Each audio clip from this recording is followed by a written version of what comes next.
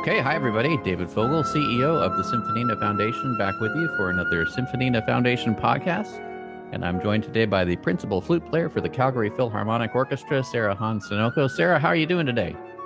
I'm doing great. How are you? We're doing great here in San Diego. It's finally warmer. We've had some really actually cold San Diego, not typical San Diego weather. But I've only been up to your neck of the woods a few times, but it's been beautiful every time I've been up there. So Oh, well, I that's would love to get back up to around Calgary's awesome. So Canadian Rockies particularly. I mean, it's like I would recommend the drive from Calgary to Vancouver, either direction. Everybody should do it at least once. absolutely. It's stunning. Just stunning out there. You've probably done it more than once. Anyway, so back to flute playing on our music podcast. So I want to say I saw Sara on Facebook and we connected there. And aside from being an outstanding flute player, she's also an educator. And I started watching some of her educational videos and also how she goes about her own practice sessions. And I'm thinking, man, this is what I need to do also to make improvements on my own saxophone playing. And I will tell you, Sara, this is my dad's saxophone for those not watching the video, which is just about everybody.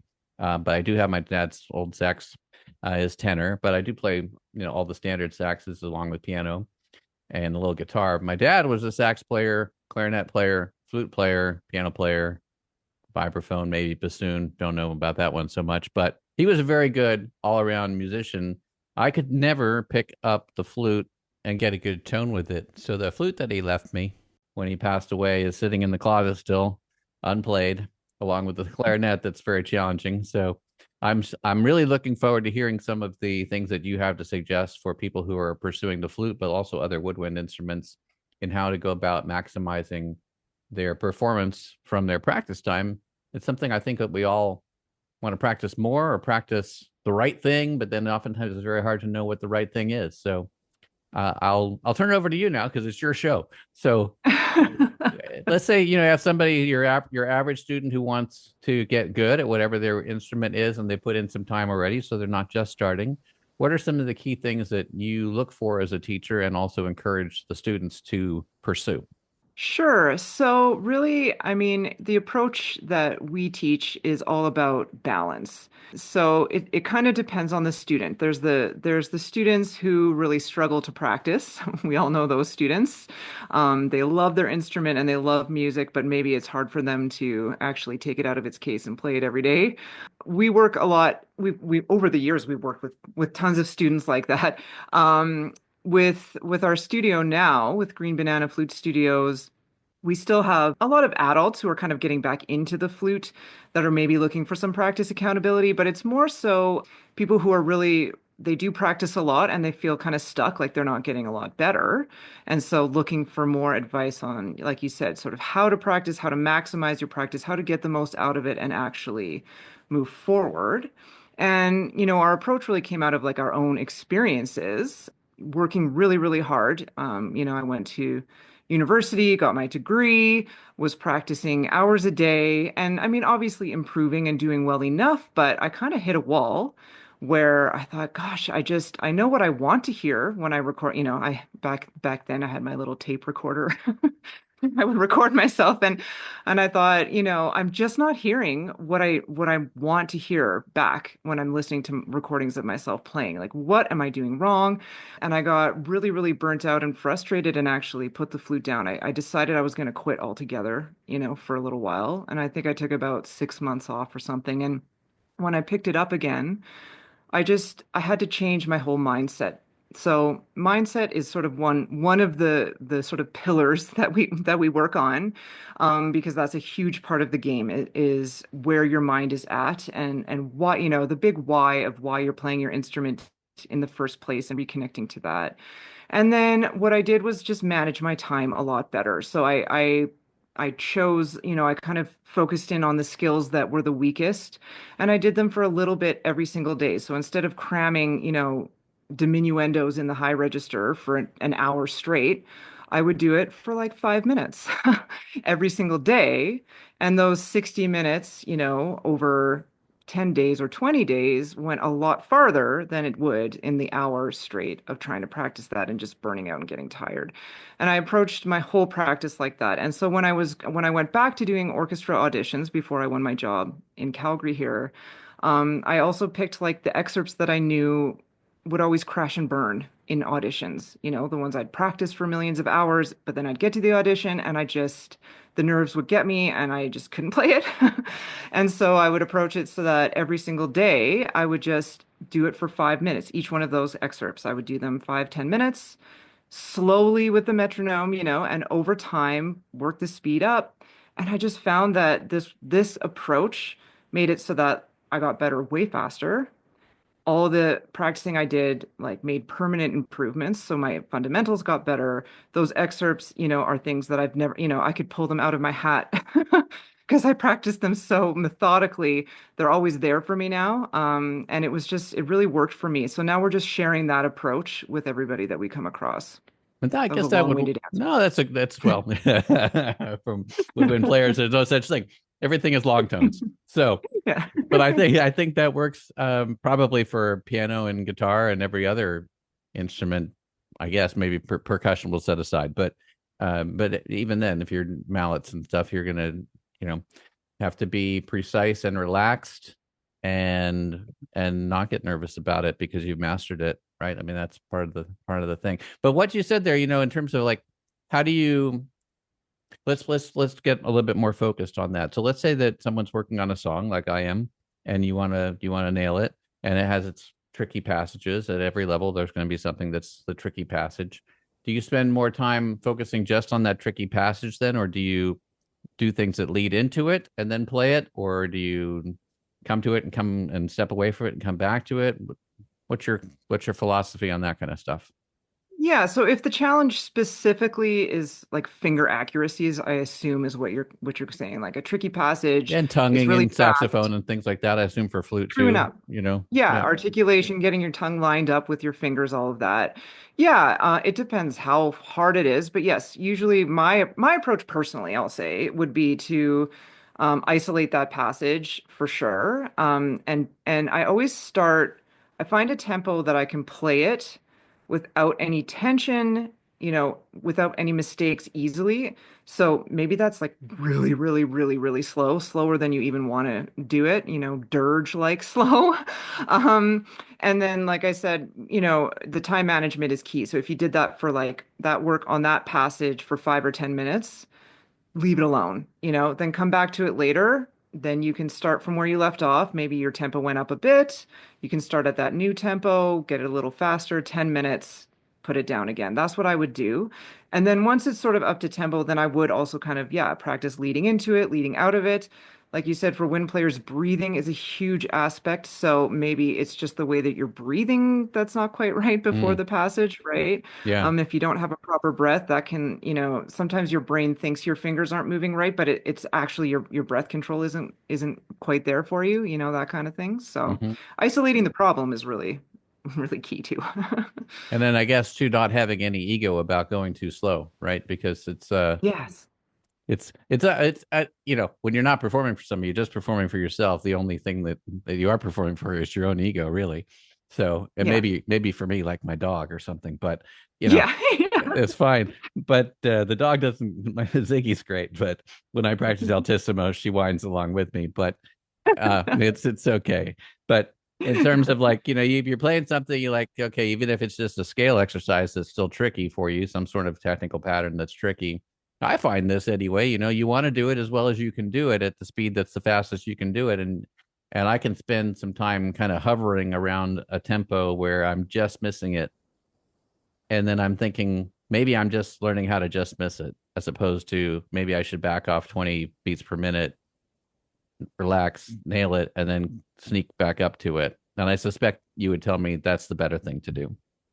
100%. Yeah, you nailed it on the head because once you've practiced it, almost missing it or missing it enough times, you almost have to practice it twice as many times correctly to undo that work that you did. Yeah. Um, Yeah. And it's, I mean, it is hard. It's hard to be patient like that. That's when I say I had to shift my mindset.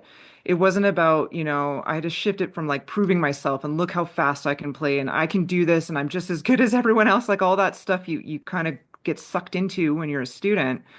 I had to really shift that to no, this is about the journey. Like I just want to improve. If improvement is the goal, then there's no deadline and there's no timeline, then it takes all that pressure off and slow and steady actually is much faster in the end. You'll improve way faster. Yeah. That's the turtle in the hare thing again, right? Or the tortoise, Yes. as they say. So the tortoise always wins, right? So Yeah. yes. All right. Well, when I sit down to practice later today, I will keep that and as long and also the admonition from Julie Vivaldo, our clarinet player for the International Symphony and Orchestra, who says keep a positive mindset and tell yourself you're gonna you're gonna do fine. So Yes. there's no point in beating yourself up, right? I mean, there are occasions where we want to, I think, probably. I don't know if you've ever wanted to, throw your instrument across the room, but Yeah, yeah. absolutely. Yeah. So Yeah, absolutely. But yeah, if you practice that mentality, then that's what's going to show up for you too, right? It's there's all that about, too. Yeah, yeah, yeah. So you yeah. mentioned Green Banana Flute Studios. I have two questions. One is, do you do online lessons or is it all in person? And the other is, where did the name Green Banana come from? Sure. So, I mean, my partner in Green Banana Flute Studios, her name is also Sarah. Hmm, We're two Sarahs.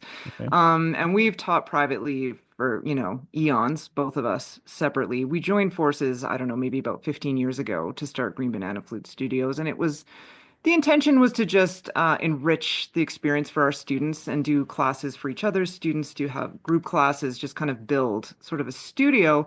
But the pandemic happened, everything, we've both had children since then. We both have young children.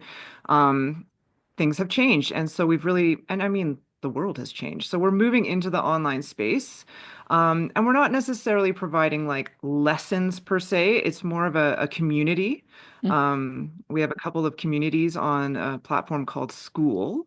And okay. so there you can host courses, and then it's kind of like Facebook where you can have like, it's like Facebook groups where it's communities that are private, Hmm. that you join, and so it's just for flute players right now. We might expand in the future to winds and other woodwinds I and was stuff going to like ask. that. That's good to know. All right. Yeah. So right now it is just flute and yeah, and in there, so we have challenges, we have accountability, we have master classes, live classes, and then we find that our participants are connecting with each other because it's community. And so people all have different goals and different, they're at different stages and different ages, but they're all connecting because we're all coming from this place of just wanting to move forward with our flute playing like in a healthy and like fun way instead of just beating ourselves down and Yes. practicing till you want to throw your instrument across the room, like you Yes. said. Yes, exactly. Well, that's all. How big is your community now then? So we're growing. We started this early in 2025. Uh-huh. And so Oh, we just this have a year. free Okay. yeah, so we have Yeah. a free community. I think we started in March. Oh, And so we have just under 100 people there, but I mean, the sky's the limit. Anyone who wants to join our free community, it's called Fundamentally Flute on School, which School with a K, Skool is the platform. okay. Right. Um, and yeah, anyone who would like to join, again, we have like monthly topics. So because it's fundamentally flute, really we're focusing on flute fundamentals, Yeah. breathing, fingers, articulation, all that kind of stuff. And then we have our paid community for people who want more in depth and more, time with the Sarahs, we call ourselves. Yes. Uh-huh. And that's a more broad topic group, I guess. So we focus in on people's individual goals and make plans for them to help them reach their goals based on, artistry, fundamentals, practice structure. So we've developed a whole course about how to structure your practice. As you can tell, we're very passionate about that part of it. Yes. And then the artistry as well. So yeah, and kind of just helping them shed a lot of, I mean, trauma is a strong word, but the baggage that we bring with us when we're learning our instruments. Hmm. Everyone seems to have a story of, like either a tyrant teacher or just self-esteem or, performance anxiety, nerves, all that kind of stuff. So we work a lot with them through that. And Yeah. would it be suitable for a complete newbie flute player to join too, or? Yeah, the free group, absolutely. That's Hmm. open to anyone. For the paid community, it is for someone who's been playing for more like 1 or 2 years, and because we're focusing on a little bit higher level Right. techniques and topics. But Well, as I have yeah, some as long time, as you may see me there. You might be able to get me to get a tone yeah. out of my dad's flute one of these Yeah, days. please join. And Join us. I would think I would know most of the fingerings as they map to the saxophone pretty well, as I understand. Yes. But Yeah, yeah, you never, I took violin for 4 months to have a little bit better understanding of what it is to play it and therefore to compose for it. But I could tell okay. after 4 months that the time was better spent letting other people play that instrument, and I could just go back to composing for it. And it was a little bit the same for clarinet too. Clarinet's a very challenging instrument. As I say, all the instruments are challenging to master, but some are harder to pick up right away, at least For for me. sure. So, and where did the name Green Banana come from? Right. So We it's can't go without figuring that one out. yes, we get asked all the time. Yeah. We were trying to come up with a name for this combined flute studio, and all the names we were coming up with were kind of generic. We thought, okay, we have so much in common to the point where it's like irritating for us. We're best friends and we have so much in common. It's like, gosh, we wish we were more different, but we both we're both named Sarah. We both play the flute. We're both passionate about the same things in flute playing. Mhm. We're both scared of tornadoes, we were joking irrationally because we don't even live in a place where there's many I was going to tornadoes. say not many tornadoes in And Calgary, so no. no, Um, and then we both like our bananas a little bit green, like just a got it. little hint of green. Okay. And as soon as one of us said it, we were just joking, but it just kind of stuck. We're like, that's it. We're green banana. That's, That's us. okay. That sounds good. Let me ask Yeah. some other questions about. Gosh, you have such a interesting history to get to where you are too. But let's go to University of Toronto. So you did a bachelor's in music performance there, and is that a course of action that you would recommend for other flute players or other music performers in general who want to become professional, that they should go do a bachelor's degree in music performance at some university and go through that experience? Or is there a different path that you would suggest having done it that way? I mean, I think it is the gold standard, to get a university degree. I mean, most of my colleagues have more than one Hmm. degree, two or three, in fact. I think it's a double-edged sword. I think there's a lot that I learned from going to University of Toronto. I learned a lot from my, teachers, from my peers, just the experience of being around all musicians and doing music all the time. But there's a lot to be said about the traditional, pedagogy in classical music. I find that a lot of people that I know that I've talked to and myself just they kind of burn out after university because it's such an intense experience and there are so many expectations that you put on yourself that you're getting from all angles. There's so much, rejection and criticism and kind of just an old school way of, like I said, like breaking you down to build you back up again. And, you're being graded literally on your music making. Do you get an A or do you get a B or do you get a D? So it just puts a lot of that kind of baggage on it. I'm not saying don't do it. If you want to become a music performer, get a job in an orchestra, it probably is something you should do, but do your research and see if you can find even a flute studio or whatever studio of your instrument, whatever teacher that you find, maybe find one that has that kind of like inclusive and supportive stance rather than, you didn't practice enough or you made a mistake, like get out of here, if you can find that, even better, yeah. Yeah. What's the decision factor for going beyond the bachelor's degree to a master's, or I guess it's a doctor in music degree, versus stopping at Yeah. some point along the way? Yeah, like I said, I mean, for me, I found university challenging and not because of the academics per se, but like I said, it was really like rough on my psyche. And so I knew that one degree was enough for me. I thought if I'm not gonna make it in music after this, I'll find something else to do. Yeah. I just wasn't ready to do more. I think some people feel maybe like they're not ready for the professional world after just one degree, and so they're looking for maybe another teacher to study with, another, master's. You're going to have higher level courses and theory. If you want to be a composer, if you want to be a conductor, certainly. If you want to be a professor, you have to have more degrees under your belt. So it sort of depends on what your goals are. And then some people even go back for like an artist diploma because again, they want a little bit more instruction before they feel like ready to go out into the professional world, I think is the sense that I get. Okay, so it's more of a looking inward to see what it is that you think you need Yeah. or I don't want. think there's like one way to do it, Yeah. Yeah, well, Yeah. clearly not, right? So, absolutely. I did want to ask you too, in terms of the comparison between the times that you've been a soloist versus the time you've been playing in an orchestra. It's probably easy to say that you enjoy them both for different reasons, but one, do you favor one over the other? And two, what are the different expectations that someone has being a soloist versus being, let's say, principal in an orchestra? Yeah, okay. I'll think about, what I prefer as I answer your other questions. Yeah. I think, yeah, I've been doing orchestra playing. I mean, we're just finishing up my 19th season, so I've been doing it for a long time. Yeah. And so that's certainly my comfort zone.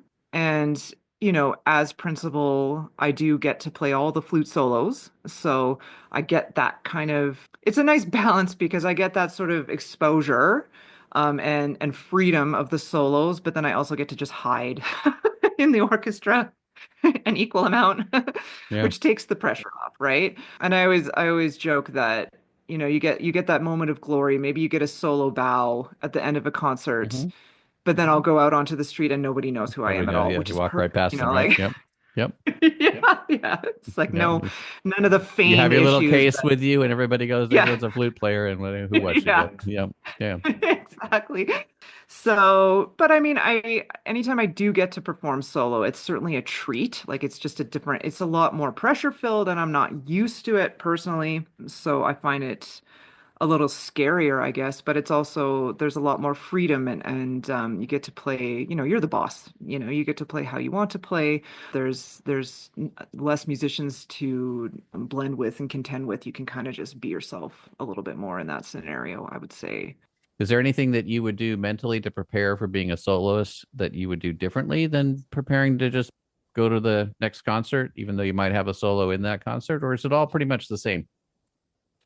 Mentally, I guess it would be the same. I think anytime I'm playing solo, there's a lot more preparation involved.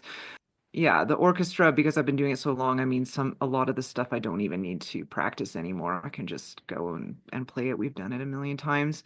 Yeah. There might be some certain things, certainly I still have to practice some of the rep. We're doing tons, Hmm. 3, 4 different concerts a week or whatever. So there's still lots to practice. But yeah, if there's something solo and I know all eyes are on me for a certain length of time, there's more preparation and yeah, more I'll prepare myself by, playing for other people or recording myself more, just kind of getting back into that mindset, I guess. Yeah. Yeah, Okay. You mentioned as we were getting ready before we did the podcast that there's a flute festival coming up in Winnipeg, and I think that's you're right. going to be one of the judges for it. Why don't you tell us a little bit about that? Sure. So, Winnipeg actually is my hometown. That's where I grew up. And when I was a teenager, I participated as a student in this festival. So it's really cool. It's really cool to be invited back as the adjudicator. So how they formatted it's sort of a 3, 4 day event, Mm, and whoever they bring on, they open it by having that person perform a flute recital, like hmm. flute and piano, and then there's 2 or 3 days of competitions for that students can sign up for and a master class kind of thing. So it's just a big Ah, flute nice. event. Yeah. Yeah, and I mean, participating in it as a student was like such a huge part of my upbringing. I remember, there was some pretty big name Canadian and American flutists that they brought in that we got to see perform these recitals. It's not something you get to see every day in a small place like Winnipeg. So to have that exposure to all these different styles of flutists and like just the level of their playing was phenomenal to me at that time. So Hmm. it's cool to be able to go back and kind of, yeah, be in that It's role probably instead. still phenomenal, just that you're just as phenomenal. So, you know, it's all a matter of Well, perspective. It's just not for me to say, but but okay. I'm Well, excited to go and perform for it'd sure. be for me to say. Then how many flute players are going to be at the festival? I don't know actually. Yeah, like I said, it's 2, 3 days of competition. I think it ebbs and flows the numbers that sign up, but yeah, Okay. I mean there'll be certainly dozens that I'll get to hear and work with and give feedback to. So. That's awesome, and it'd be awesome for them too. Do you do any solo projects? Do you record your own albums? Anything you got going on for the rest of 2025 beyond that we should be on the look for? Not this year. I recorded my one album that I have. It came out in 2018. Hmm. I Close My Eyes in Order to See. I recorded that, and then like the month after it was released, I gave birth to my first child. Since I've had another, and they're both still little, so I'm Yeah, sort of trying to balance motherhood and career and running a teaching business and all of that. And so there's not as much solo playing going on right now, hopefully in the future. Yeah. totally understand. Well, let me ask a different question. Then, are you open for freelance things if people want to have a flute part recorded? Would they be able to reach out to you and see if you might be Absolutely. interested? Okay, well then, what would be the best way to get in touch with you? You can, I maybe the way you did by finding me on Facebook, just Sara Hahn-Scinocco. It's public profile. And yeah, you can send me a message if you're looking to collaborate. I love collaborating. It'd be great. Well, Sarah, thank you so much for joining us today. We're going to make sure we stay in touch with you. And I think I might have some things for you to freelance on too. So we'll see how that goes. Okay, sounds great. All Thank right, you Sarah, so we'll much. listen to some more of your great flute playing on the way out of here. And we wish you all the best. All right, you too. Thanks, David.